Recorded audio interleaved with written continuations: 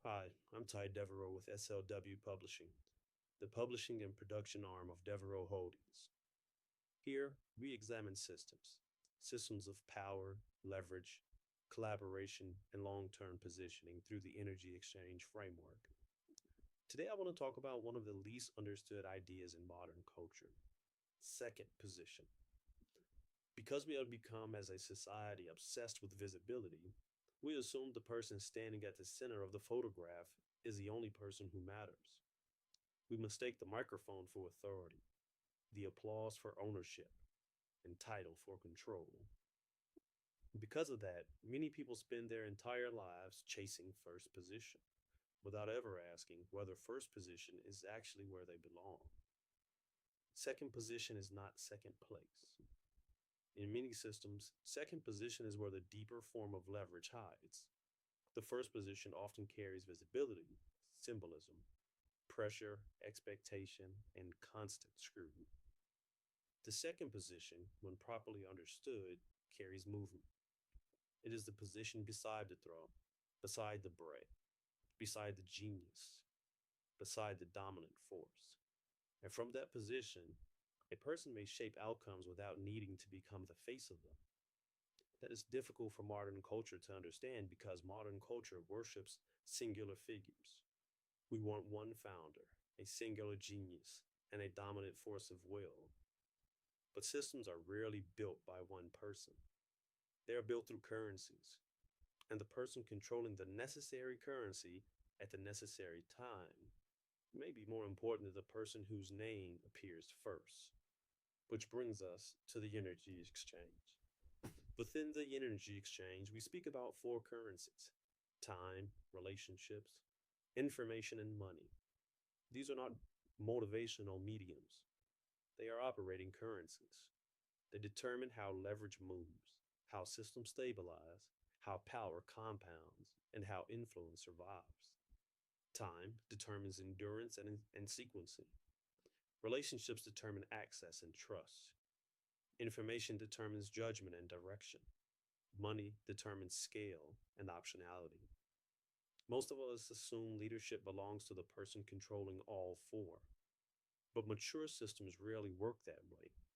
Often, the visible leader controls one dominant currency, while the partner beside them controls the currency the system cannot function without.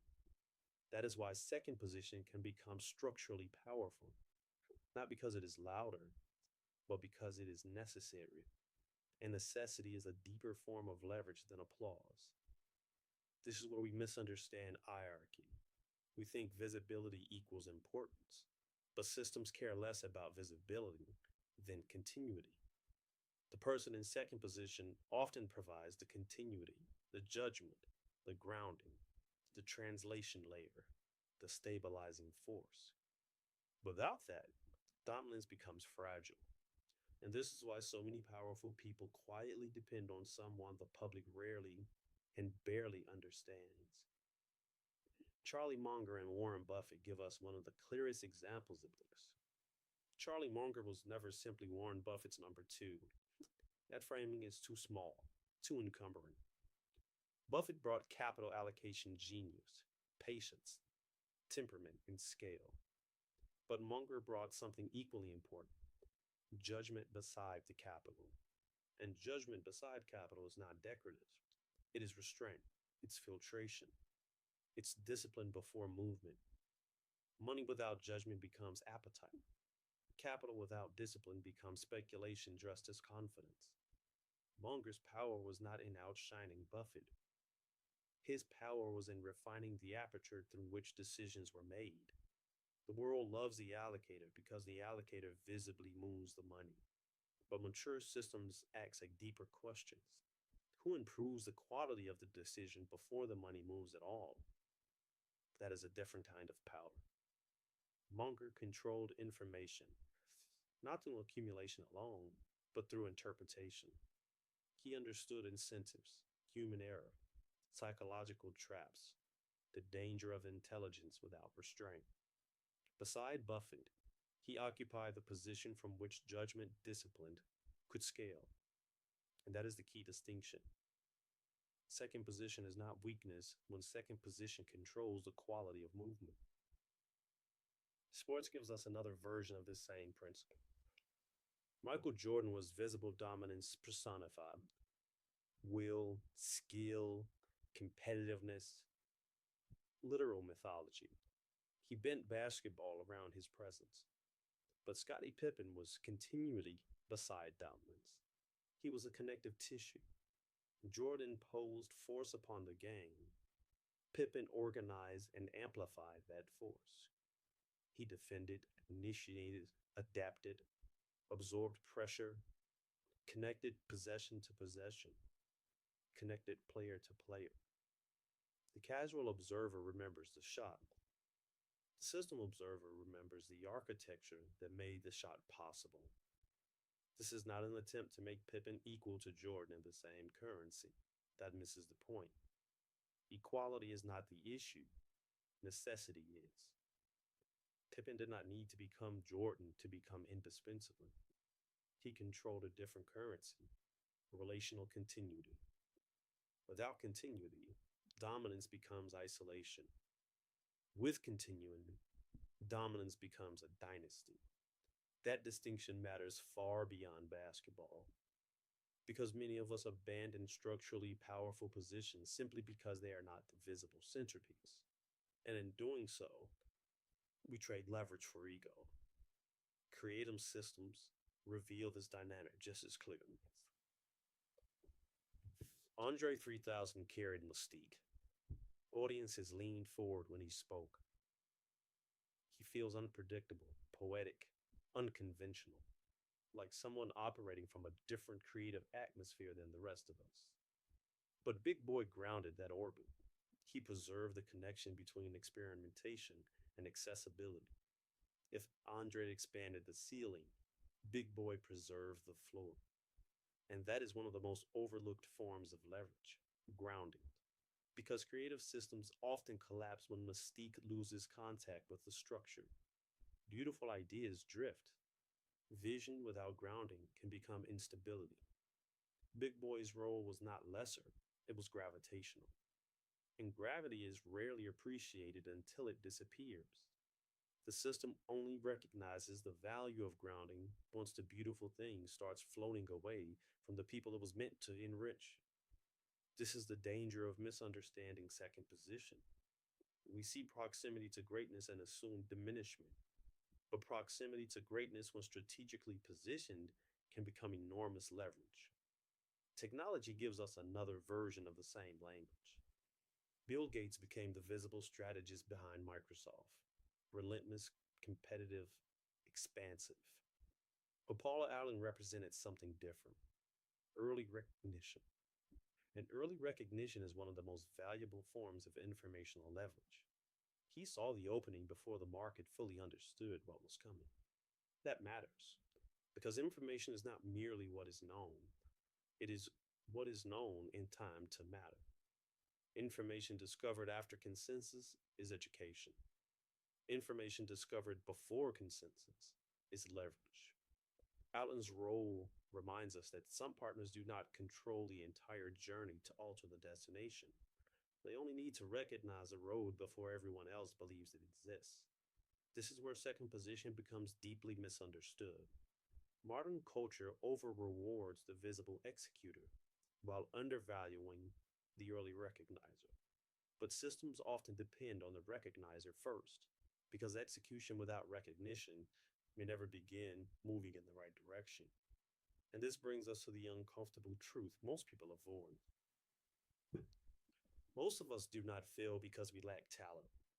We fail because we misunderstand placement and value. We believe that if we are not first, we are being diminished. We take proximity to power for servitude instead of leverage. And because of that, we abandon positions of enormous strategic value. We would rather be visibly first in a weak system than structurally necessary in a powerful. That is not ambition. That is insecurity wearing ambitious clothes. The relationship between Jay-Z and Dame Dash is one of the clearest modern examples of this tension. Because Dame Dash was not powerless. Far from it. He is charismatic, aggressive, connected, and fearless in movement. He helped build the infrastructure around Rockefeller. But Jay Z occupied a different position, calmer, more measured, more willing to subordinate ego to long term structure. And that distinction matters because Dane often spoke as though proximity to another powerful figure diminished him, as though standing beside the visible centerpiece somehow reduced his own importance. But strategically, he was already standing inside one of the most powerful cultural and financial systems in modern entertainment. The infrastructure existed, the relationships existed, the momentum existed, and from second position, he possessed enormous leverage. But second position requires emotional discipline. It requires the ability to separate visibility from value, and many of us cannot tolerate that separation. We need symbolic dominance, even when symbolic dominance destroys structural leverage. So instead of continuing to compound within the larger machine, we leave the machine to prove independence. And sometimes we discover too late, often, that independence without infrastructure is incredibly expensive because the world often remembers the visible leader while quietly underestimating the strategic value of the partner beside them. A mature person asks different questions. Not, am I first? But, what currency do I control? Not, do people know my name? But, can the system function without my contribution? Not, am I being seen? But, am I positioned where my leverage compounds? Those architectural questions. And architectural questions outlast the applause. The partner role requires discipline because the partner lives close enough to power to shape it, but far enough from vanity to avoid corrupting the arrangement. Without emotional discipline, second position becomes resentment. Without decisiveness, it becomes hesitation disguised as humility. Without social awareness, it becomes either invisibility or rivalry. But with disciplined traits, second position becomes indispensable. And that is where the real lesson begins. Second position is not second place. It is often the place where a system stabilizes, where judgment sharpens movement, where grounding preserves vision, where continuity transforms dominance into dynasty.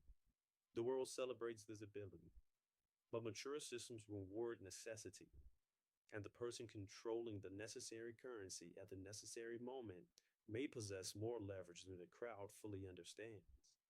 This is why the energy exchange matters. Because the strongest systems are rarely built by isolated individuals. They are built by aligned currencies, aligned roles, aligned leverage. And once that becomes clear, second position stops looking small. It begins to look strategic.